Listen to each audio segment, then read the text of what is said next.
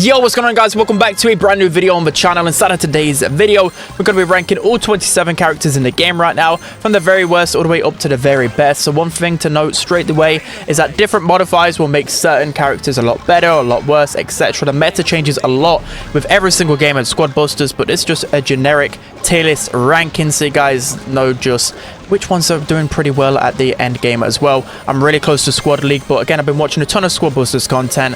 I've been playing it a ton, so I feel like this is pretty accurate. So we're going to be starting off with Dynamite. I think he's the only character which I'd consider F tier. Pretty much never use him. The only use case I've really found is inside the Royal Ghosts modifier, just because a lot of ghosts clump up, so Dynamite can get that splash damage. But I just think his damage isn't really that noticeable a lot of the time. It's very rare that people actually stand. I know you've got to stand still to attack, but I get what I mean. Good players would just get away from the Dynamite easily. I don't know, it's like the only character I've seen no value from. So now we're going to be moving on to the D tier. This in no particular order, but I think Chicken is definitely in the D tier. There are some good use cases for Chicken, especially when you can't get other speedsters like Hog Rider and Max, but I just think because those two speedsters just outclass Chicken too much, that's why he's pretty far down.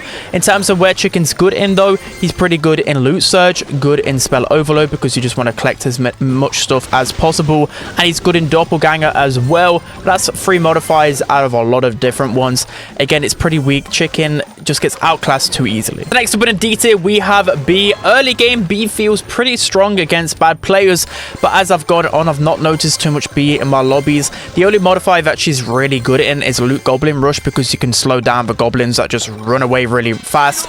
But other than that, there's not really too much use case for her. She's also super squishy as well, so it's really easy for enemy squads to pick on a B. The next up in the D tier, we have Penny. There's nothing really special about Penny in terms of all the other modifiers. Nothing really gets better with her. The only good thing about her is, for example, if you're really stuck on loot, she's pretty good to get a little bit of coins, a little bit of gems, but the best thing is definitely her key, which can save you in some instances, but it's just far better value in other troops. Next up in the D tier, we have a Goblin, and know what you're thinking straight away. Goblin is dumb broken in Doppelganger. He's so fun. There's a few other game modes where he gets a little bit better, but I just think it's because Goblin's so squishy right now. It's just so easy to take him down. So yeah, you might get a really good start, but when players see you've got a Goblin, for example, and Chicken and other things like that, it's just easy to take down. They don't do much damage, just super squishy to pick on. Early game, Goblin is pretty good though, and especially if you pair it with like a trader, it can lead to some good synergy. But when it comes to late game, Goblin is super weak and won't really help you out. So next up in the D tier, we have El Primo. Early game, I thought El Primo was super strong. Having that tanky unit in front of you can be pretty good, and his super is so good at stunning the opponents. But I've realized as time has gone on, it actually can be a bit of a hindrance. If El Primo just jumps off to an enemy squad, yeah, it might knock them, but then he's just on his own in the open, and a lot of times I just end up losing my El Primo because he's just jumped on them, if you get what I mean. Again, there's no modifiers that actually help out El Primo really whatsoever. I only use him as a last ditch cause if I've got a super squishy squad and I need that tank in front of me, but I don't really pick him at all. So next up in the D tier, we have Bo. I thought early on Bo was such a sleeper pick, mainly because you can just easily eat through monsters. I think early game he's one of the best for sure, but as time went on, I quickly realized that Bo is super squishy and he's terrible facing off against other squads. Again, if you see an enemy Bo, you can easily take down that squad because you just know he's not going to deal enough damage to you. Again, there are modifiers that Bo will be pretty decent on. Any kind of NPC mode like Whack-A-Mole. You've also got Tree Giants where it can be pretty decent. He's decent early game to start ramping up, but again, he's not super flashy and his abilities aren't really that good. Lastly in the D tier, we have Anita. The only good thing about her is literally Bruce, because of the amount of HP that he has.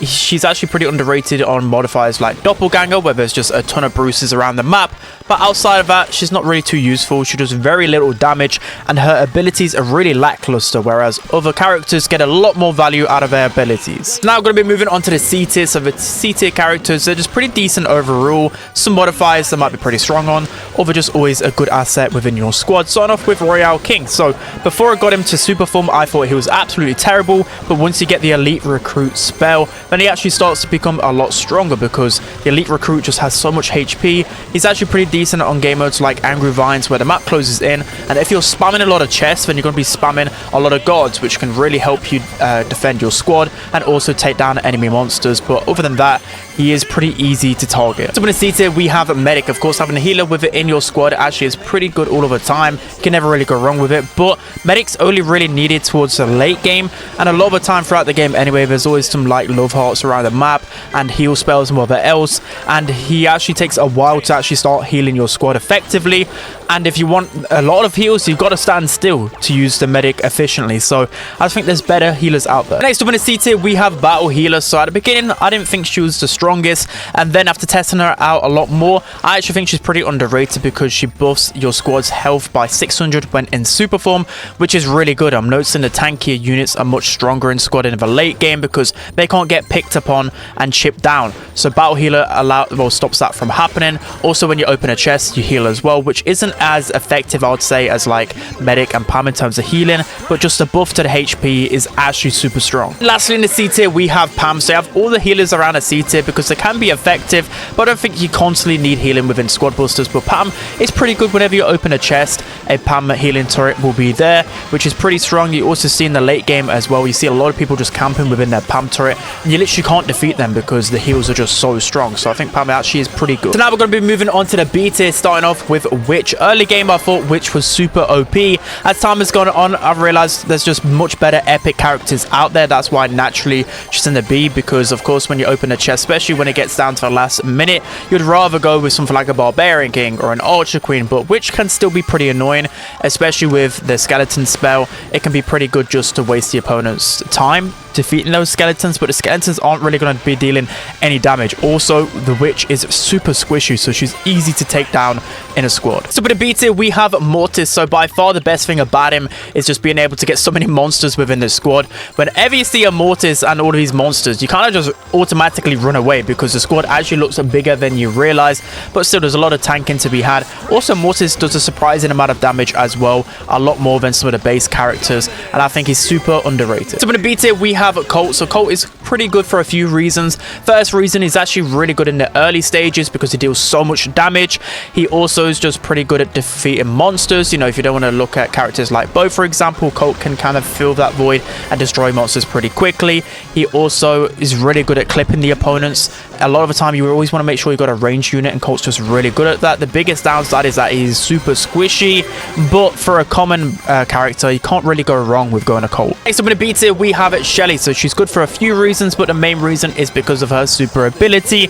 You can use this defensively and offensively. So defensively, if an enemy squad is running at you and you can pretty much tell that they're going to bust you, the ability just pushes them back and gives you more space to run away. But you've also can use this offensively to stun the enemy squad, and then if there's any like stragglers on the enemy squad, you're able just to pick them off really easily because they're stunned, and once you actually hit a shot onto them, they slow down, so you can like pick off the really weak characters at the back of the squad. So for that reason, Shelly is just a good all-rounder. And finally in the B tier, we have the Wizard. So he could easily be A tier mainly because of his classic form. Once you unlock that, you get the chance to get 2 spells within battle, which is super strong. Spells are literally one of the best things in the game right now, so of course Wizard's just going to be better because of that.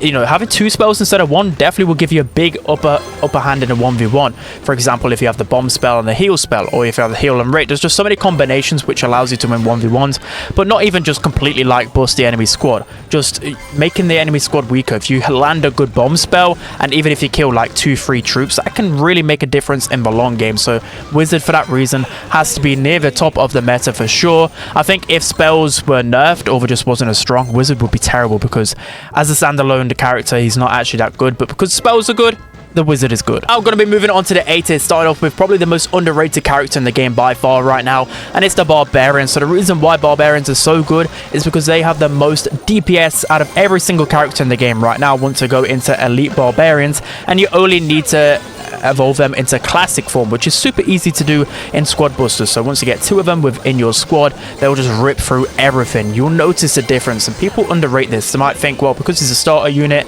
he's not going to be the strongest, but trust me, he'll rip through monsters. He's also got a decent amount of HP as well, so he can tank for your squad.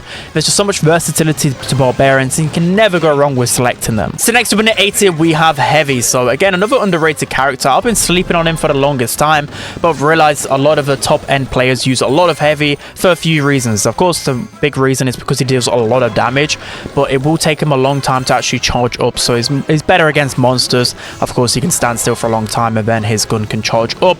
But big reason as well, because he's a ranged unit, a lot of the ranged units are pretty squishy and easy to take down within your squad. But heavy in fusion form has 8,000 health, which I've been trying to defeat a lot of heavies, and there's been so many times where squads run away and it's always the heavies the last one remaining. So for that reason, survivability is really underrated in squad busters, and heavy really hits the spot on a lot of different things. So next up in the A tier we have Greg, and boy is he strong in squad busters.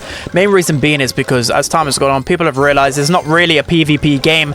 Most of the time, you know, you're defeating monsters, you're chopping down trees, carrots, etc. And Greg's just so good for the early game. And the reason why I like Greg a lot as well is because even if you work your way into the middle, there's always trees dotted around the map. So there's always that odd time in the game, right, where you see no monsters, there's no one around you, and you're kind of stuck on loot. Well, Greg will always fill that void and give you those extra coins you probably need for the chest. So for that reason, he's pretty good, and he can still be decent within your squad. He has a decent amount of HP, and if you pair him with Barbarian King, at least he can extend his damage a little bit. But I just think you can never go wrong with a Greg. A tier we have Mavis, so another supplier, but she's just so good early game. It allows you to ramp up your squad so quickly, and again, if there's ever that awkward moment within the game where you're not too sure what to do, there's always carrot patches just in and around the mid. And it's just been so many times within my squad busters journey where I know I haven't got the biggest of squads, but if you circle around just outside of the middle, there's always carrot patches, and you're always able to synergize Mavis or a supplier with Trader, for example,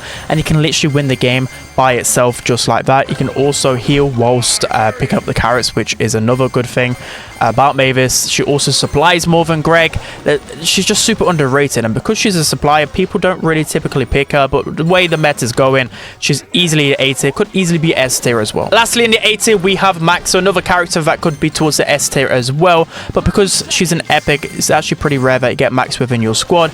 But Max is just so good. Speedsters are just essential, and the second you get Max within your squad, you just see the difference with the speed. It allows you to collect loot faster, it allows you to close down enemies quicker, allows you to run away from enemies quicker, and Max synergizes with just so many characters in squad busters. But the good thing I like about Max is that she actually does a lot of damage as a standalone character as well, and you can just, as I said, you never go wrong. There's just so much versatility to Max. So now we're going to be moving on to the S tier characters. So these S tier characters, if you see them within your chest, just select them straight away. They will do all the carrying, and there's not much thinking really required with these characters because they're just so OP in the meta. Starting off with Archer Queen. So there's a lot of good abilities about Archer Queen, but literally in her baby form, the fact that your ranged units attack faster is just the best thing about it by far, especially late game. At the last minute of the game, if you've got a lot of ranged units, you feel the difference instantly. As soon as you put Archer Queen within your squad, you'll just absolutely shred through everything. Of course, there's a few other good attributes as well. She gets like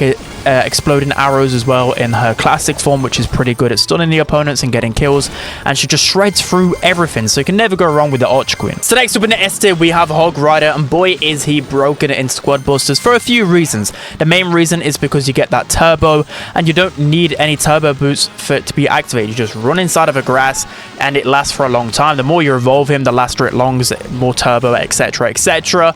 But the reason why that's good, it's good for closing down opponents, good for running away, good for actually attacking faster as well. If you have turbo, you deal damage faster, if you guys didn't know that already. So of course, so many good things about him. And because as a speedster, he's actually kind of tanky, so he's not actually easy to kill. You know, like Chicken, for example, is just really easy to kill, whilst Hog Rider is pretty beefy, and it just helps you in so many different scenarios. I always feel my squads level just increase exponentially as soon as the Hog Rider's within my squad. So next up in the S tier we have Tank, and she easily could be the best character in squad busters right now. I'd say if she appears in your shop, just buy her. Just don't even debate it. She's just an insane character. Once you get in your tank, she's like, literally, it's within her name, she's the tankiest character within the game. She also deals a lot of damage as well. You just notice it as soon as she's within your squad.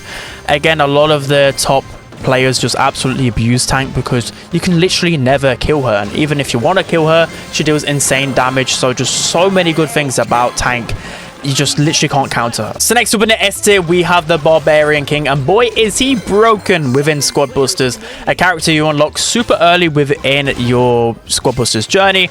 but he's just good everywhere. Early game, end game, he's completely broken for a few reasons, but of course the first reason is because of his baby form. Your melee units attack faster when you have the Barbarian King within your squad, so just like the Archer Queen, but the reason why he's better than the Archer Queen is because of how much health he has within his fusion form. He has 11k HP in fusion form, which is just absolutely busted. You just can't defeat this character, and again, survivability is just so good. If he's just on the front line constantly tanking, eventually your units behind are just going to be able to help him. Even in unfavorable scenarios, he's always there standing. In classic form as well, he has a built-in stun. Any type of stun in squad busters is really good, allows you to confirm kills easier. Barbarian King's just busted. And finally, moving into the best character in squad busters right now, I definitely have to go with the Trader. Again, might be unpopular because he's not the most flashy character in there. He's not going to win you those 1v1s, but there's just so many other characters that just attack better than him. You don't even have to worry about it. You need a supplier within your composition, and Trader, he's literally a win factor, right? He supplies you with gems, and that's the aim of every single game you play right now, because there's no other game mode in the game. It's just constantly gem mine. The most gems wins the game. Of course, Trader's going to be better for that reason, but he got buffed and you just poop out gems.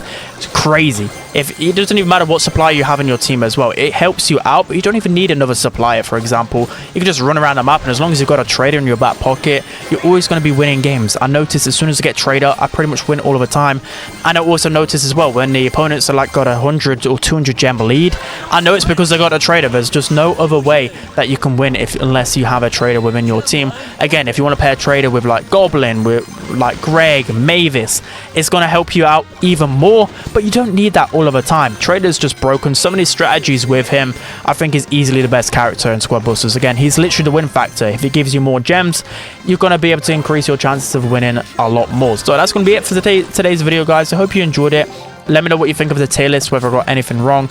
Again, the meta probably will evolve a little bit more as I carry on with my squad journey, but for the time being, I think these are the characters that have elevated my win ratio, especially at the end stages. You know, Trader just always carries me with those gems. But that's going to be it. I hope you guys enjoyed. Don't forget to like, comment, and subscribe, and I'll see you guys next time.